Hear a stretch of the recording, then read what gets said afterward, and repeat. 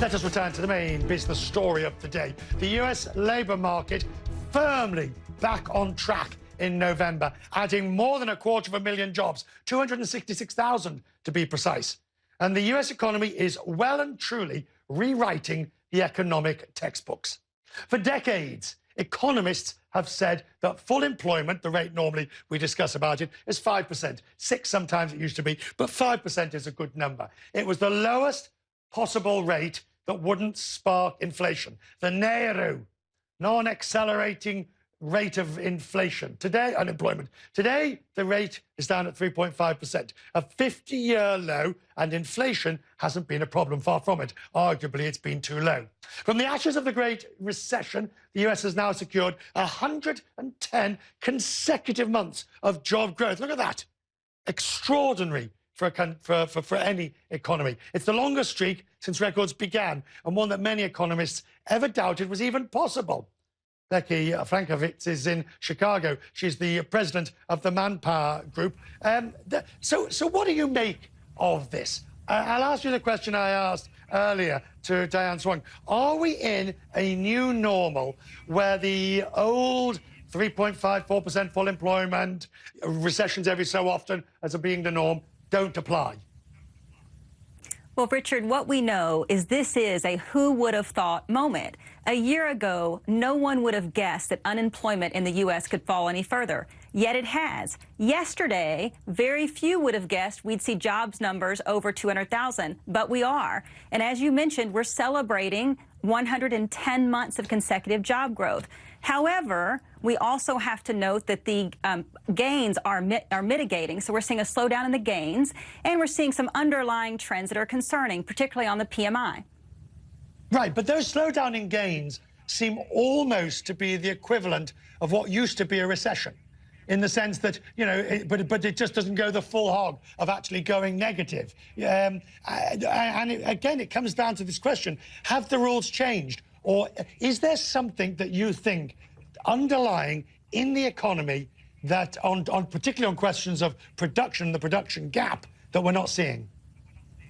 Yeah, well, as long as consumers are spending, companies will continue to hire, and that's what we're seeing happen. This consumer sentiment in America is posing quite resilient in terms of what's happening around the economy. And so in terms of, is this a new normal? What I know is a new normal is talent scarcity, and we expect that to continue into 2020. And so companies have to start thinking about their New Year's resolutions in terms of employees. And are we seeing people, because traditionally, the last thing somebody does is take on a new worker. You've told me this before on the program, in the sense of they go for extra hours, part-time working. You do anything you can before you burden the company with the cost of an extra full-time employee. Has that changed?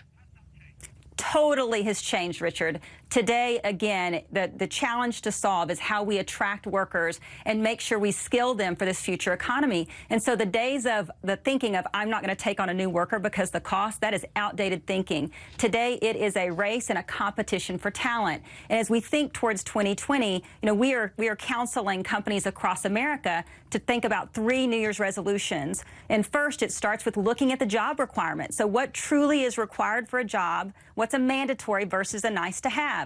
You take IT, which you saw in the report today, huge gains in IT, not surprising at all because the demand. But the challenge is the requirements for jobs still show the demand for a computer science degree, and yet only 40% of Americans working in IT have one. So that's a mismatch. Okay, but where's the pricing pressure for workers now? Because I was the latest numbers show a 3% wage increase.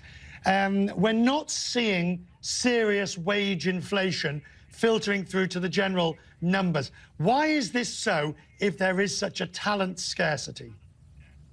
Yeah, it is a good question, Richard. What we're seeing is the growth of non-wage benefits, and so American employers continue to pull the trigger on non-wages. The fastest growing non-wage benefit in our country is remote working, telecommuting, again, trying to open the aperture and bring people in. But we constantly counsel our companies on increasing wages to attract workers. It defies logic that that's not happening, and a lot of people argue it's productivity, but to bring people in the door, we have to attract them with wage and non-wage benefits. Good to see you. Thank you, ma'am.